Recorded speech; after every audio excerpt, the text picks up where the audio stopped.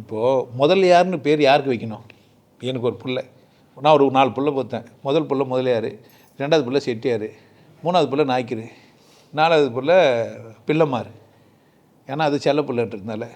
இப்போ என் பிள்ளை பேர் அபித்தா மொழியார் செட்டியார்னு வச்சா ஜாதி இருக்கான். எப்படா ஏன்டா பண்ண மாட்டேன்றீங்க? என்ன உங்கள் மண்டையில் என்ன ஆச்சு? அவர் தான் மொழியார்னு யாரா சொந்து? உன் பேர் வைக்கலாமா வச்சுக்கூடாதா? இப்போது பிறந்து அங்கே பிறந்தா தான் ஒருத்தர் சிவயோகி பிள்ளையார்னு எழுதி, நான் இப்போ வந்து சிவயோகி பிள்ளைன்னு வச்சுக்கலாமா வச்சுக்கூடாதா? வச்சுக்கலாமா வச்சுக்கூடாதா? ஏன் வச்சுக்கல? உங்களை யாருன்னா தட்டாங்களா?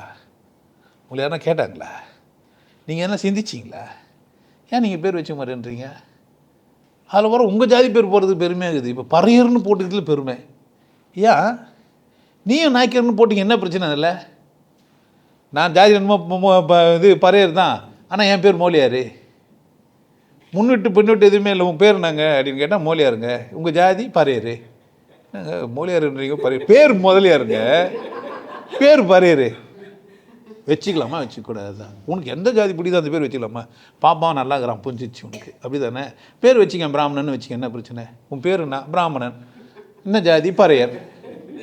வானா சொன்னாங்க, எந்த பிராமணன் வந்து உன்னை சண்டை போட முடியும்? உன் பேர்னா? நான் பாப்பான். பாப்பான் நான் பேர்? ஆமாம், என் பேரே பாப்பான் தான். இங்கிலீஷில் ட்ரான்ஸ்லேட் பண்ணால் சீக்கர். இப்போ நிறைய பேர்லாம் ட்ரான்ஸ்லேட் பண்ணால் அப்படியே தான் எழுதணும். ஆனால் இந்த மாதிரி பேர் வச்சா, பாப்பான் பேர் வச்சா அது இங்கிலீஷில் மாற்றினா சொல்லலாம், சீக்கர்னு சொல்லலாம் தானே? சொல்லாமல் சொல்லக்கூடாதா?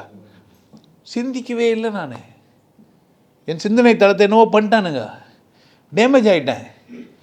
இப்போ ஜாதி தடையா ஜாதி பெருமையா? எந்த ஜாதி ஒசந்த ஜாதியோ அந்த பேர் வச்சுக்க, என்ன பிரச்சனை? இப்போது 8 புள்ள பத்து ஒரு கெட்டி புள்ள வாங்கிக்கோ, ஒரு செட்டி புள்ள வாங்கிக்கோ நீங்கிறான். பேர் முதல் புள்ள பேர் செட்டியார்னு வையன். பேர் என்னடா? செட்டியார். ஜாதி என்னடா? பறையர். ஏன் இந்த புரட்சி ஏற்பத்தில் நீங்கள்? ஏன் உங்களுக்குள்ளே சிந்திக்கவே இல்லை? நீங்கள் ரொம்ப அழகாக வாங்கிக்கினீங்க. உங்களை அப்படியே பாராட்டினா உங்கள் தண்டனையெல்லாம் எதுவாக தடவி குத்து மைக்கூசி போட்டு அர்த்தா எதை ஒன்றா வெட்டிங்கன்னு வைங்க. உங்களுக்கு ஊசி போட்டுக்கிறாங்க, கை தான் இந்த கையை வெட்டிக்கிட்டான்னு கேட்குறீங்க. எடுத்துங்க. ஏன் என்ன பண்ணிட்டுக்கிறாங்க? லோக்கல் அனிஸ்தீசியா குத்துக்கிறாங்க. குத்து என்ன பண்ணிட்டாங்க? எதெல்லாம் வெட்டினாங்க?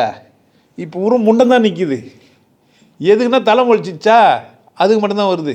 இப்போ முண்டங்க நிறைஞ்ச நாட்டில் என்னை எத்தனை பேர் ஃபாலோ பண்ணுவான்?